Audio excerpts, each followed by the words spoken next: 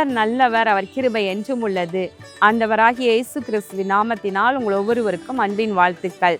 இன்று ஜனவரி மாதம் 20ஆம் தேதி செவ்வாய்க்கிழமை. இந்த நாள் உங்களுக்கு ஆசீர்வாதமான நாளாக இருப்பதாக. இன்று நாம் தியானிக்கும் வசனம் ஏசாயா 52வது அதிகாரம் 7வது வசனத்தின் பின்பகுதி. உன் தேவன் ராஜரீகம் பண்ணுகிறார் என்று சீயோனுக்கு சொல்லுகிற சுவிசேஷகனுடைய பாதங்கள் மலைகளின் மேல் எவ்வளவு அழகா இருக்கின்றன. இங்கு ஒரு சுவிசேஷகனுடைய பாதங்கள் எவ்வளவு அழகா இருக்கின்றன என்று சொல்லி வசனம் சொல்லுகின்றது. அந்த சுவிசேஷகனுடைய வேலை என்ன அப்படின்னு இந்த வசனம் முழுவதையும் வாசித்து பார்க்கும் பொழுது, முதல்ல பாருங்க, சமாதானத்தை கூறி நற்காரியங்களை சுவிசேஷகமாய் அறிவித்து ரட்சிப்பை பிரசித்தப்படுத்தி உன் தேவன் ராஜரீகம் பண்ணுகிறார் என்று இவ்வளவு காரியங்களையும் ஒரு சுவிசேஷகன் செய்ய வேண்டியதாக இருக்கின்றது. எனவே அதாவது காஸ்பல் அறிவிப்பது என்பது ஒரு சாதாரண காரியம் அல்ல.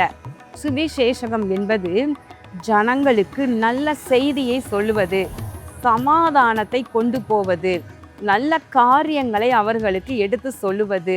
அதனோடு கூட உன் தேவன் ராஜரீகம் பண்ணுகிறார் என்று சீயோனுக்கு சொல்ல வேண்டும். பிரியமானவர்களே, பாருங்க, சமாதானத்தை, முதலாவது சமாதானத்தை கூறணும். ஒரு சுவிசேஷகன் தேவ ஊழியத்தை செய்கின்ற ஒரு நபர் முதல்ல என்ன மக்களுக்கு கொண்டு போகணும்னா அவங்களுக்கு சமாதானத்தை சொல்லணும். எப்படி சமாதானம் வரும், எங்கிருந்து சமாதானம் வருகிறது, அதை விளக்கி சொல்லி கொடுக்கணும். இயேசு மகாராஜா என்னுடைய சமாதானத்தையே உங்களுக்கு வைத்து போகிறேன் என்று சொல்லி இருக்கிறார். அப்போ அவங்களுக்கு சொல்லணும், இந்த உலகம், இந்த சிற்றின்பங்கள், இந்த உலகத்தில் உள்ள மற்ற மனுஷர்கள் சிற்றின்பங்கள் இவைகள்லாம் சமாதானத்தை கொடுக்க முடியாது. சமாதானத்தை தேடி வாழ்க்கையில் உடஞ்சி போய் மக்கள் வழி தெரியாமல் அதனால் சாராயம் குடிக்கவும் பல போதை பொருட்களுக்கு மருந்துகளுக்கு அடிமையாகவும் இன்னும் இச்சைகளுக்கு அடிமையாகவும் இப்படி தங்களுடைய வாழ்க்கையை மாற்றி அந்த தவறான பாதையில் போக ஆரம்பிக்கிறாங்க. அவங்க எதுக்காக அப்படி போகிறாங்க? சமாதானம் இல்லாததுனால தான் போகிறாங்க. அப்போ அந்த சமாதானம் எங்கிருந்து வருகிறது என்பதை குறித்த அழகாய் அவர்களுக்கு புரியும்படி சொல்லணும். 2வது, நற்காரியங்களை சுவிசேஷகமாய் அறிவித்து நல்ல காரியங்களை என்ன நம்ம அறிவிக்க வேண்டிய நல்ல காரியம் என்ன நற்செய்தி நம்மிடத்துல இருக்குது. இயேசு மகாராஜா அந்த பூமிக்கு 2000 ஆண்டுகளுக்கு முன்பதாக பூமிக்கு வந்தார். அவர் நம்முடைய பாவங்களை எல்லாம் சுமந்து கொள்ள வந்தார், நம்மை விடுவிக்க வந்தார், நம்மை மீட்டு எடுக்க வந்தார், பாவத்திலிருந்து ரட்சிக்க வந்தார் என்பதை குறித்து அழகாய் அவர்களுக்கு நற்காரியங்களை சுவிசேஷமாய் அறிவிக்கணும். ஒரு சுவிசேஷகனுடைய வேலை. அதனோடு கூட ரட்சிப்பை பிரசித்தப்படுத்தணும். அவருடைய இரத்தத்தால் கழுவப்படுங்க, ரட்சிக்கப்படுங்க, அப்பொழுதுதான் பரலோக ராஜ்யத்துக்குள்ளே நம்ம பிரவேசிக்க முடியும். நித்தியம் என்று ஒன்று உண்டு. அந்த நித்தியத்தை எங்கே கழிக்க போறீங்க? பாதாளம், நரகம் இருக்கின்றது, பரலோகம் இருக்கின்றது, உன்னதமான இடங்கள் இருக்கின்றன. இவைகளையெல்லாம் அவர்களுக்கு சொல்லி ரட்சிப்பை பிரசித்தப்படுத்த வேண்டும். பின்பு சியோனுக்கு சொல்லணுமா? சியோன் என்றால் என்ன? தேவ ஜனத்திற்கு சொல்லணும், உன் தேவன் ராஜரீகம் பண்ணுகிறார் என்று. ஒருவேளை மற்ற 3 காரியங்களும் கர்த்தரை அறியாதவர்கள், கிறிஸ்துவை அறியாதவர்களுக்கு அப்படி சொல்லணும். ஆனால் அறிந்திருக்கிற தேவ பிள்ளைகளுக்கு, சியோனுக்கு என்ன சொல்லணுமா? உன் தேவன் ராஜரீகம் பண்ணுகிறார் என்று அவர்களுக்கு நம்ம சொல்ல வேண்டும். ஒரு ஊழியருடைய கடமை இதுதான். இதை அறிவிக்க தான் கர்த்தர் தன்னுடைய ஸ்தானாதிபதியாக ஊழியக்காரர்களை இந்த பூமியில வைத்திருக்கின்றார். பிரியமானவர்களே, இப்பொழுதும் கூட கலங்கி போய் வேதனையின் மத்தியில தடுமாறி விசுவாசம் இல்லாமல் சோர்ந்து போய் இருக்கிற தேவ பிள்ளையே, வசனம் உங்களுக்கு நேராக தான் இன்றைக்கு வருகிறது. உன் தேவன் ராஜரீகம் பண்ணுகிறார். உன்னை சிருஷ்டித்தவர், உங்களை தாயின் கருவில் உருவாக்கினவர், உன் சிருஷ்டிகரே, உன் நாயகர். பிரியமானவர்களே, உன் தேவன் ராஜரீகம் பண்ணுகிறார். உன்னை உண்டாக்கின கர்த்தர் தான் ராஜரீகம் பண்ணுகிறவராக இருக்கின்றார். இந்த பூமியை ஆளுகின்றார். இந்த வானத்தையும் பூமியையும் சமுத்திரத்தையும் அவைகள் எல்லாவற்றையும் தமது சித்தத்தை செய்கின்றவர் அவரே ராஜரீகம் பண்ணுகின்றார். அவர் ராஜரீகம் பண்ணுவதினால் சகலமும் அவருடைய ஆளுகையில இருக்கின்றது.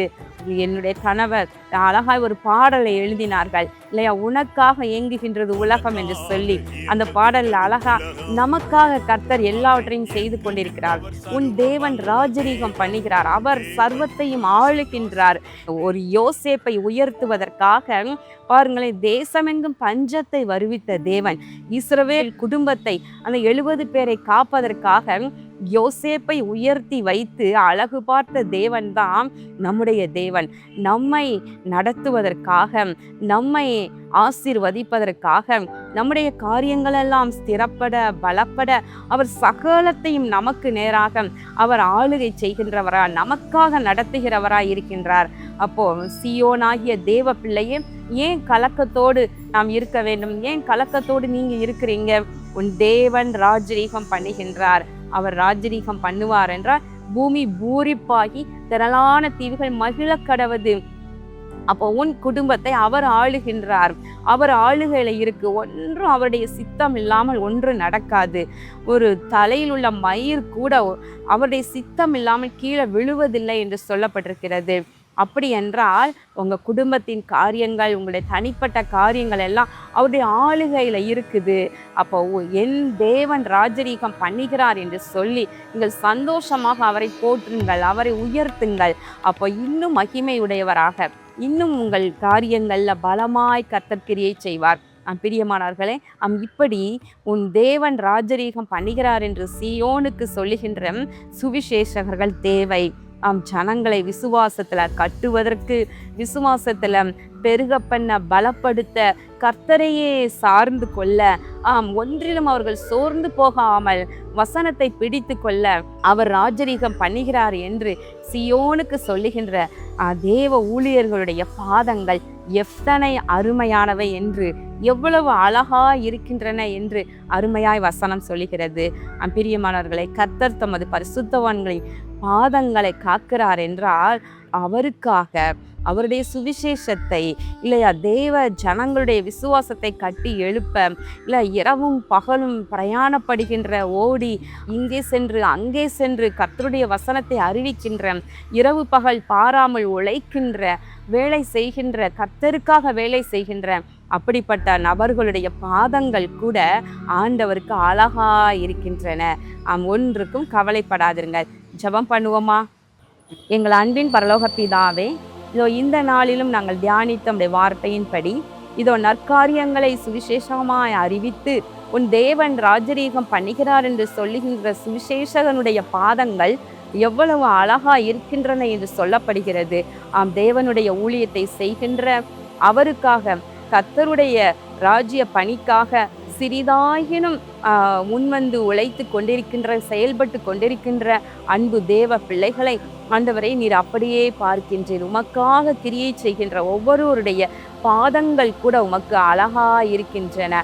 அப்படி என்றால் அவர்களுடைய காரியமெல்லாம் எவ்வளவு கரிசனையாய் நீர் வைத்து கவனித்து கொண்டிருக்கிறீர். எனவே உம்முடைய பிள்ளைகள் ஒன்றுக்கும் கலங்காத படிக்கு இந்த நாளிலே உம்முடைய பாதத்தை பற்றி கொள்வார்களாக. ஒவ்வொருவரையும் ஆசீர்வதிங்க. ஆண்டவராகிய இயேசு கிறிஸ்துவின் நாமத்தினாலே இந்த ஜெபத்தை ஏறெடுக்கின்றேன் நல்ல பிதாவே, ஆமேன். பிரியமானவர்களே, ஆண்டவருக்காக ஏதாகிலும் எல்லாரும் நீங்கள் செயல்படுங்கள். ஊழியத்திற்காக ஜெபிங்க, ஊழியத்தை செய்யுங்க. உங்களால் செய்ய முடியலைன்னா ஊழியத்தை தாங்குங்க. கர்த்தருடைய ராஜ்யம் கட்டப்பட, அவருடைய சுவிசேஷம் ஜனங்களுக்கு, கண்ணீரில் வாழுகின்ற ஜனங்களுக்கு சென்று சேர நீங்கள் இணைந்து நில்லுங்கள். ஆண்டவர் உங்கள் பாதங்கள் கூட அழகானவை என்று பார்த்து கொண்டிருக்கிறார். கர்த்தர் உங்களை ஆசீர்வதிப்பாராக. ஆமென். உனக்காக இயங்குகின்றது உலகம், அதை இயக்குகின்றவர் சர்வ வல்ல தேவன். தேவன் சிங்காசனம் வீற்றிருக்கும் தேவன், நீண்ட ஆயுசுள்ளவர் தந்திடுவார் ஜீவன். ஜீவன் உனக்காக இயங்குகின்றது உலகம். உனக்காக இயங்குகின்றது உலகம், அதை இயக்குகின்றவர் சர்வ வல்ல தேவன். தேவன் சிங்காசனம் வீற்றிருக்கும் தேவன், நீண்ட ஆயுசுள்ளவர் தந்திடுவார் ஜீவன். ஜீவன் உனக்காக இயங்குகின்றது உலகம்.